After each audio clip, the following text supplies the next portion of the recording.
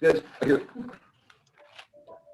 Sorry, ladies and gentlemen, can I just remind you, if you can, make sure that you are muted, please. We are about to start the presentation. Okay, Adrian, over to you. Thanks very much, Si, and happy Friday, everybody. I must say I'm very pleased to see that we have this many people who share my passion and interest in this topic. So post-Brexit, customs and VAT issues. So if we could go to the first slide then, Si, I'll talk you through broadly what today is going to cover. So obviously we had the agreement before the just before Christmas on the I think it's the 24th of December. And that was the Trade and Cooperation Agreement that was signed between the UK and the EU. Clearly, the headlines in the press were very much around this being a tariff-free deal. And that in itself was probably somewhat simplistic and somewhat misleading. The tariff-free trade refers, as I'm sure everybody's subsequently realised, refers very specifically to trade of products that have got UK or EU origin. Trade of products that does not have UK or EU origin is still subject to tariff. So what we're seeing is issues where, for example, people are importing goods into the UK from China and then exporting into the EU. That second leg, the export from the UK to the EU, is not tariff-free. So that it's just something to bear in mind that I think it's been clear, it's been headlined subsequently to that it's not as simple as we perhaps thought it was. So what we're seeing is, and the purpose of today is to talk through some of the challenges that we're seeing that are becoming clearer through practice. So what people have been doing over the last 6-8 weeks to adapt to the new landscape. And it's not all bad news. There are some challenges, but there also are some upside, only a few limited upside developments, but they are evident. And one of them in particular is relatively significant. So we'll come on to talk about that. So, Si, could you, next slide, please, thank you. So today, I'm talking to you in your guise as UK importers and exporters principally. There are two areas of immediate challenge and possible kind of opportunity. The first one, and this is the key one, this is the big prize, is ensuring that we maximise recovery of import VAT, both into the UK and into the EU. So we're going to talk, this conversation today is split 50-50 between VAT and import duties. But I think we mustn't forget the real size of the prize here, that is the import duty, making sure that's recoverable, because that is 19, 20, 21% of the price of importation and exportation. So it's a very significant area. So that's the first thing we're going to look at, is import that. The second area we're going to look at is around ensuring maximum efficiency around import and export processes, so particularly to do with costs and customs duties. Just as a caveat for today, I'm only going to focus on business-to-business transactions. Business-to-consumer is outside the scope of what we're talking about today. It's a very complex area in itself, but obviously I'd be happy to deal with those issues offline if necessary. It's just today I think the focus has to be on that business-to-business transaction. And then there's a final few pieces, other pieces of areas of interest I just want to touch on at the very end of this conversation. So, next slide, please. Just as a start to pretend here, I think it's very interesting to see where does the UK actually trade, and I think it's a really surprising statistic there. 49% of our trade is with the EU, so the EU remains the biggest trading bloc in the world, even without us. But if you include that 49 and the 11% of trade that we do with countries such as Vietnam, Turkey, where there are agreements with the EU, it's 60% of our trade. 40% is to the rest of the world. So that's the size of the prize. Getting this right as an economy is ever so important, because 60% of our trade is with EU or EU-related business. So I think it's a very important thing to bear in mind, that whole scale of what we're looking at here. Next slide, please, Simon. So we'll start with the key area. So this is, as I said at the beginning, this is the real prize we're aiming at. So the key question is, how do we make sure that we recover import VAT? So import VAT, I always see it as akin to any other input VAT. So it's a cost of business, as a simple cost of business that you have to deal with and make sure that you can recover to the best of your abilities. The question I always ask myself when this comes up is very simple: who is the importer of record? Is it us as the importer? Is it our customer is our supplier? And the reason that question is very important is because whoever is the importer and record, they will be responsible for importation, VAT, for tariffs, for customs, for clearances, all the kind of difficulties and the practical aspects that come with the import process. And how we understand who the importer of record is by reference to the commercial or contractual position. And that in itself is governed by Incoterms, something that I'm sure people have seen or will certainly recognize when we go on to the next slide and talk about it. Incoterms are international commercial terms that are simply commercial agreements between businesses which spread out the obligations between buyer and seller, particularly cross-border. And on the bottom paragraph there on the slide, the Incoterms is a very, very wide range of Incoterms, starting from EXW, Ex Works, where the buyer is in effect responsible for everything. So the buyer goes to the works, goes to the factory, extracts those items they're buying from the seller and brings it home. Cross-border does all the importation process, through to DDP on the other extreme, which is delivery duty paid. And that means the seller takes full responsibility for everything. And we often see this kind of DDP end of the spectrum, because that is sellers obviously often want to do the best for their customers. So they say, well, we will take, as a seller, we will take responsibility for all that importation process for you, Mr. and Mrs. Customer. So if you go to so this is an extract from Wikipedia, and I think it's an ever such a useful, simple picture just to give you an idea of what the Incoterms are. Starting the top left, Ex Works, EXW, you can see there, top left, the whole of that first row, the buyer is responsible for everything.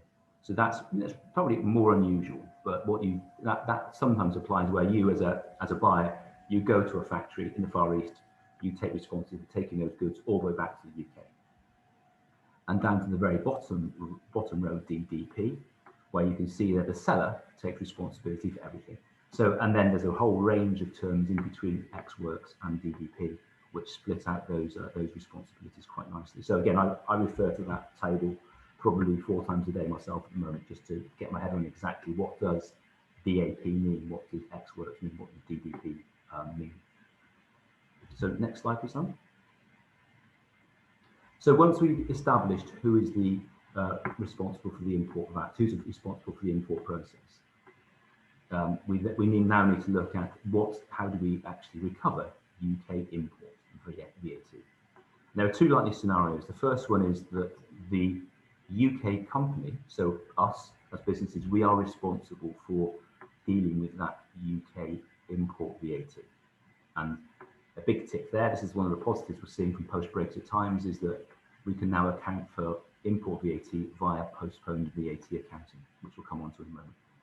The other scenario likely is that the overseas supplier is responsible for import processes into the UK under that DDP Incoterm that we saw a moment ago. And then in order for that overseas supplier to be able to recover import VAT, 20% on that import process, they are likely to have to register for UK VAT, either as a non-established company, so just a VAT registration, or by incorporating a full UK subsidiary company. Again, there's a cost implication to that, obviously. We'll come on to talk about that in a bit more detail. And there's a third potential arrangement which we're looking to recover import VAT in some form or other, is can we come to some form of arrangement with our logistical freight partners so that they will look after the import process for us. Now, if our import partners, for example, have a global network where they are registered themselves for a VAT in various territories, is there an ability for them potentially to do that importation and the recovery process? Clearly, again, there's a significant cost and contractual implication to doing that, but is something potentially we can look at. So next slide, please. So looking at the particular scenario that I think the vast majority of people on this call will be interested in probably, is where you, as a UK business, are responsible for the import of product into the UK. So you are subject to UK import VAT. And the beauty now is that now, because everything is outside of the EU, obviously, everything that comes into the UK from the EU or from anywhere else is now termed an import as opposed to an acquisition. So everything's an import. But now, under the postponed VAT accounting, and all import VAT can be accounted for on the VAT return. In the olden days, so pre-January, you would have had to have paid import VAT on goods coming in from China, for example, before those goods were released through customs. So that was an actual cash outlay.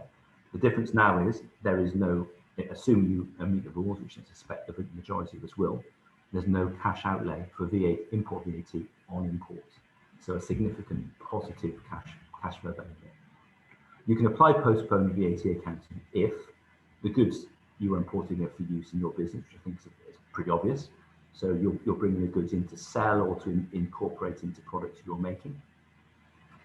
And the other two areas are, as long as you have your AORI number, and the AORI number is your economic operator registration and identification number. That's the right mouthful. An AORI number. It's simply a cross-border identification number, which enables customs authorities through the EU and elsewhere and the UK to track outside of just the VAT number. So as long as you include the AORI number and the business's UK VAT number on the customs declarations where required, then you are in a situation where you should be able to use the postponed VAT accounting, which is a significant positive. The other upside of this is the postponed VAT accounting is automatic if you are within the rules. There's no special permission, no application process required. So that, again, a very positive result in my view. I think we no doubt will have questions on what the AORI is, but the upside, again, from a UK perspective, is an AORI number can be obtained if you have a VAT number. They're linked, but they're different. But you can obtain an AORI number in a 10-minute process through an application process through the HMRC website, and HMRC are currently turning in the actual production of those numbers around in about 4 or 5 days, which is a very positive thing compared to the difficulties people are having in Europe doing something similar. So over the page, please, slide. So then the second alternative is if we have an overseas business which is importing into the UK and they want to recover import VAT.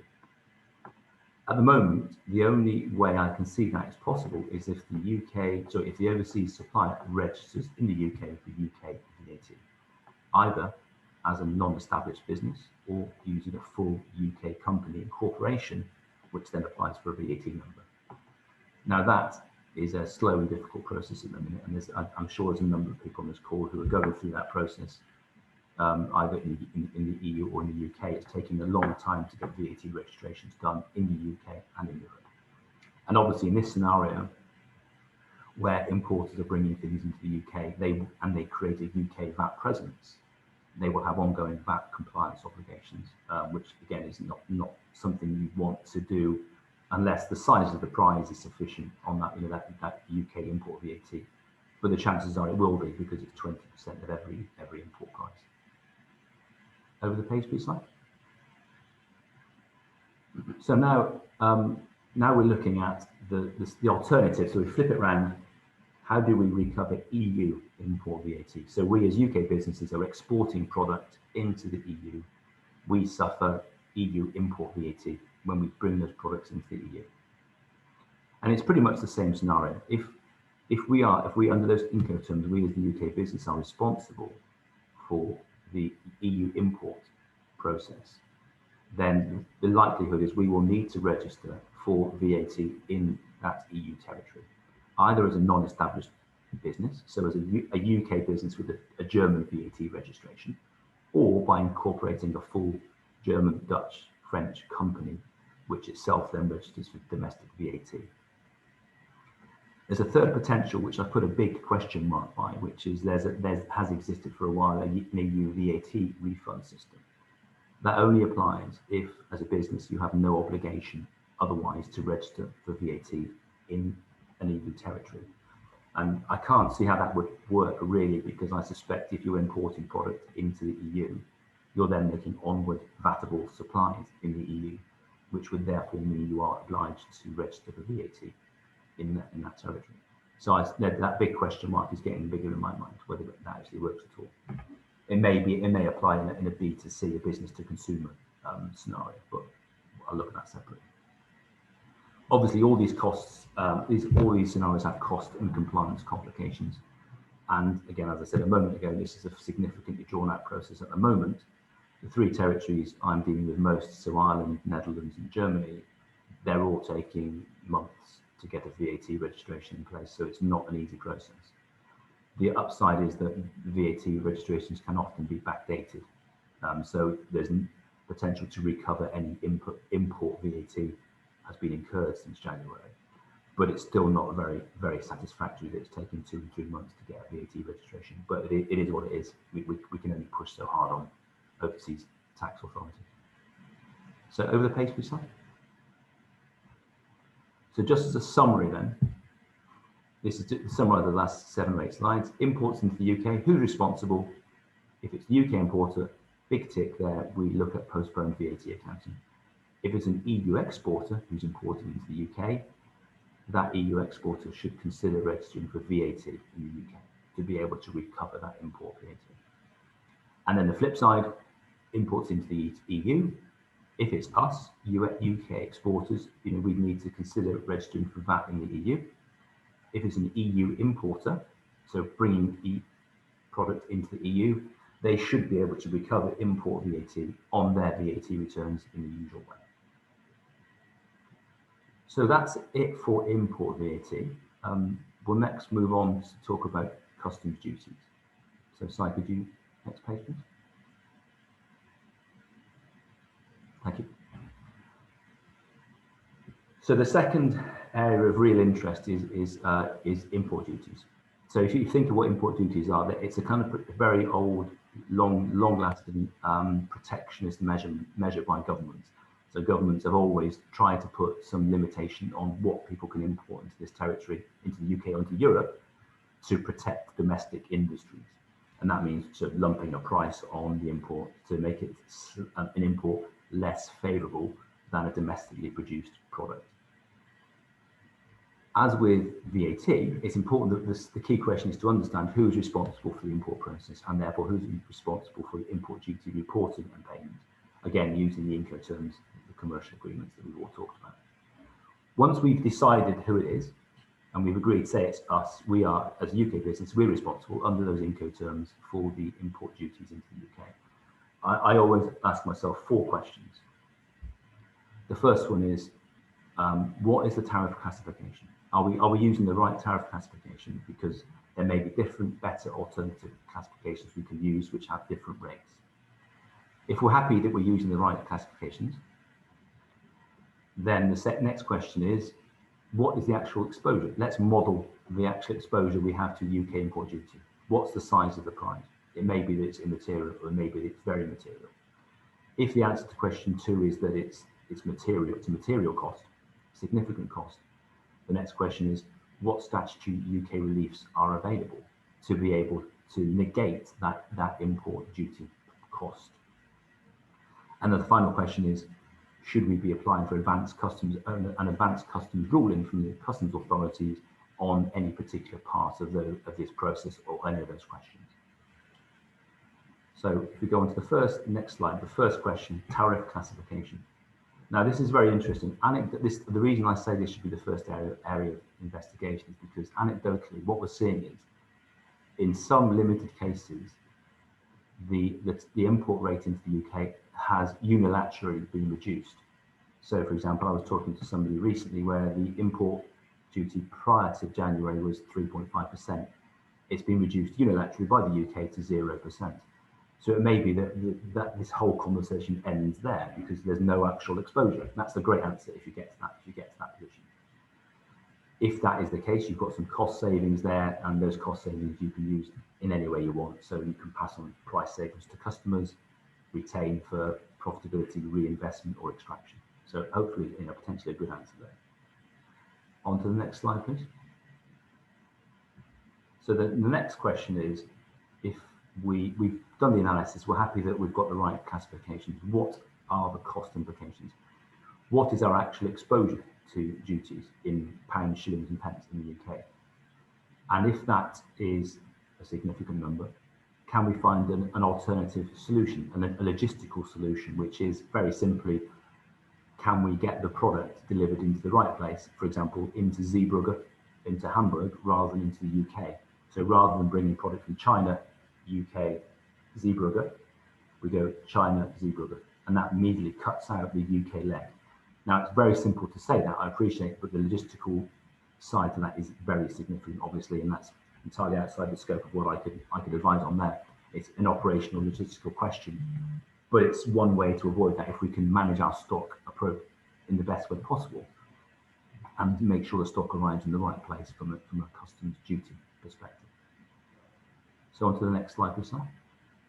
So if we've done the first two questions and we realise that in fact, yes, the cost we can't negate the cost into the UK. What reliefs are available? And there are a number of cases where it's possible to get relief from duty on import. As I say on the slide there, the extent is very much dependent on the facts, the nature of the goods, where they're going, what's the onward destination of that product, what are you doing with that product in the UK. And the two types of statutory relief that I'm going to talk about are inward processing and customs warehousing. It's worth remembering that these reliefs only apply where goods come into the UK and then are re-exported out of the UK. Any goods that are imported into the UK and then are released for free circulation and for consumption in the UK will be subject to a duty on either on import or on release from customs warehouse, for example. So this only applies where products coming into the UK and out again. So next slide, please. Inward processing relief. This is a very interesting area that I think it's worth looking at in a bit of detail if you are caught with any of these questions. The concept of inward processing is very broadly driven, very broadly drawn. Processing can range from anything from unpackaging here and repackaging through to bringing in 10 widgets and putting them all together into one significant product. So, you know, a full assembly process, a full manufacturing process. So it's very widely drawn what processing means. And if we go through the process of the audit process with the customs authorities and we agree, and they agree that we do qualify for inward processing here, that would enable us to negate the need for import duty on those products as they come into the UK. Now, there's a word of warning, a caveat here, which is that it does invite scrutiny of process and the general setup of the business and how it manages its import processes.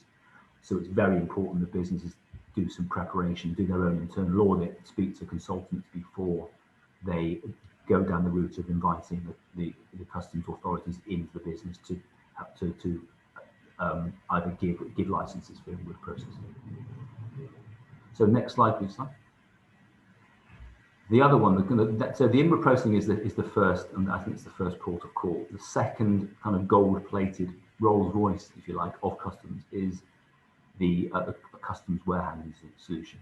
And the reason I say it's a much more expensive option, but it's a much more thorough option, and it enables the business, and a lot of businesses do use this this process. Again, where goods are coming into the UK and are not being released into free circulation in the UK, then it's possible to set up a customs warehouse. And historically, that would have been a genuine physical location where things were dropped until they were released into circulation. And that still applies. So there's various ways in which we can do customs warehousing. The first one is you as a business can set up your own customs warehouse as a physical location and operate it yourself. You have the skills, the capacity, and the IT to operate it yourself. The other one is to use an existing customs warehouse already in existence, for example, through a third-party logistics operator, and license that space, actual or virtual space, through them. And the third one, and this we're seeing more and more of this, is a virtual warehousing software system to create a kind of virtual bonded arrangement within an existing UK customs warehouse.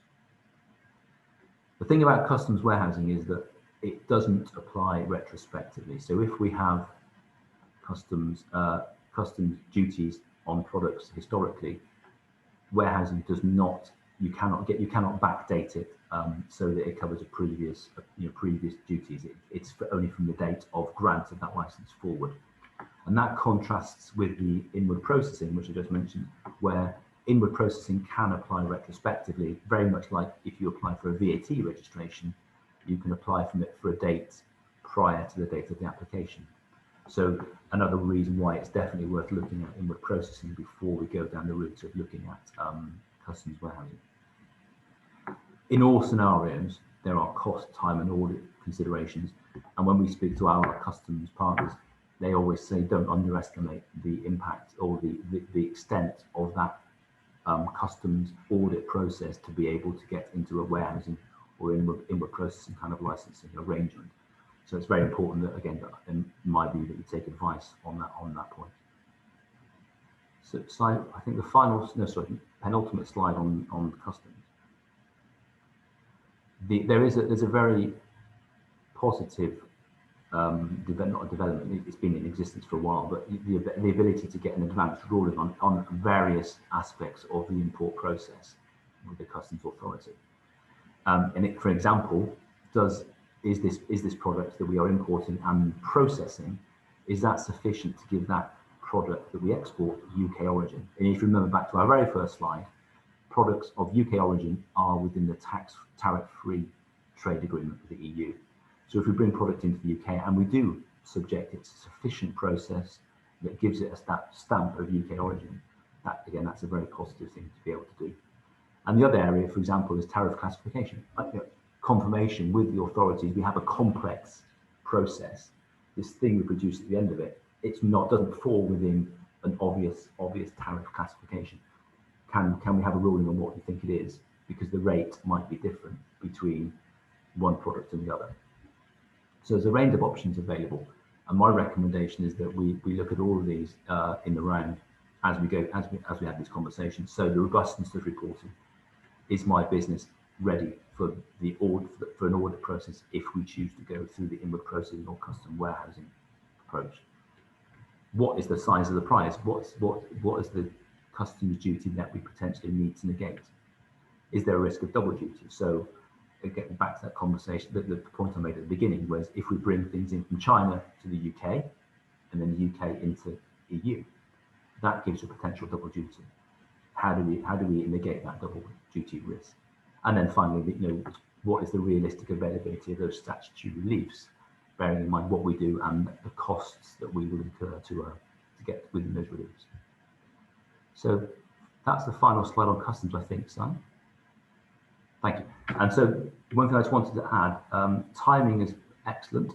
This was published just yesterday. So a very detailed practical guide on HMRC website, how to import goods into Great Britain from EU countries. So it couldn't be better timed. And that deals with we're talking here relatively theoretically. This will help with the very practical nuts and bolts of how we do this. And over the page side, this is the opposite. Same, published yesterday, how to export goods from GB into the EU. So again, the website's there, and you certainly can find it pretty straightforwardly through a website. So they're the final points I wanted to make on the customs. I've just got a couple, thanks, Simon. A couple more points to make more generally, which have come out through conversations that we've been having as a business with you guys, with other clients of ours. There's more and more pressure now on what is the place of supply for VAT purposes. The general rule is that for goods, where they're dispatched, for services is where is the recipient of the service in business, where is their place of belonging. Now that's never been a particular problem when we were in the same VAT system, but I've come across a couple of examples recently, for example, particularly around services, where there's a muddying of the waters of what service are we providing, particularly around freight, because, for example, supplies of land in the UK are always going to be VATable in the UK, regardless of whether the recipient has a VAT presence in the UK. So storage, for example, is a key one. If you have a freight business and it's a UK business and they are providing storage services, there's a question in my mind, is that a supply of land and therefore VATable in the UK, or is it supply of services and therefore VATable on the recipient, and the recipient could be in the EU, in which case zero rated service. So there's a lot of pressure being put on that.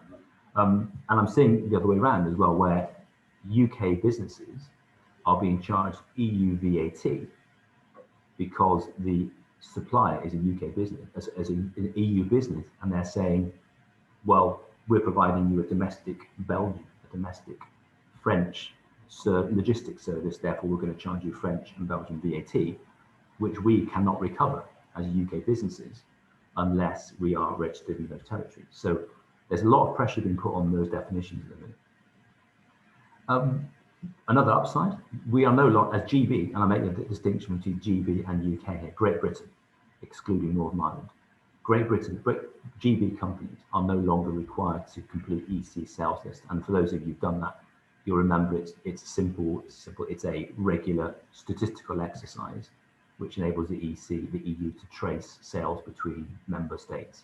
So we are no longer required to do that in GB. However, it does still apply for Northern Ireland, where goods are supplied through or from Northern Ireland to VAT registered businesses in the EU. Now, the problem I'm seeing, again, with a couple of businesses I've spoken to recently,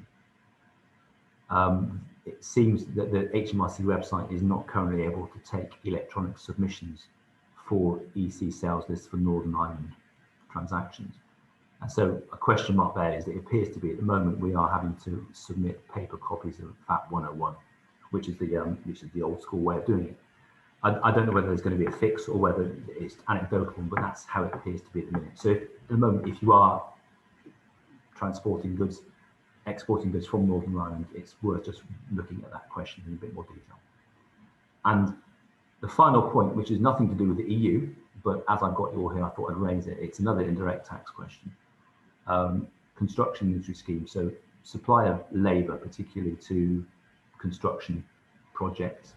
Again, you'll know if you're within CIS, and if you remember back to your exams, your ACA days or whatever you did, you'll remember that if you're within CIS, there's no obligation for a customer to withhold tax. If your subcontractor is not registered for CIS, you're required to withhold tax at 20% on every payment to stop avoidance of income tax avoidance in subcontractor businesses. Now the rules have changed, so if we have transactions between businesses that are both CIS and VAT registered, so customer and supplier are both registered for both businesses, but for both VAT and CIS, then there's now, as of the 1st of March, there's a domestic reverse charge. And all that means is the recipient, the customer, has to account for input tax and output tax. And that also means then that the supplier, the subcontractor usually, does not charge output VAT. Well, so what? Who cares? Now, there's two issues. Firstly, there's a compliance concern because we're almost certain that subcontractors aren't getting the point. So they will be continuing to charge output VAT, and there's a risk that invoices won't get paid. But there's a much bigger cash flow concern where smaller businesses are expecting to go pop because they rely quite heavily on the cash flow benefit of charging their customers 120% and paying that 20% back at a later date. So if they're only going to be paid 100%, then there's a real risk that smaller contractors could go bump on the back of this change, unless they make adequate changes to their businesses to account for that change. So that, I think, Si, that's it, isn't it, for me? So should I hand back to you, Si? Yes, we'll open up to questions. Let me just stop the recording at that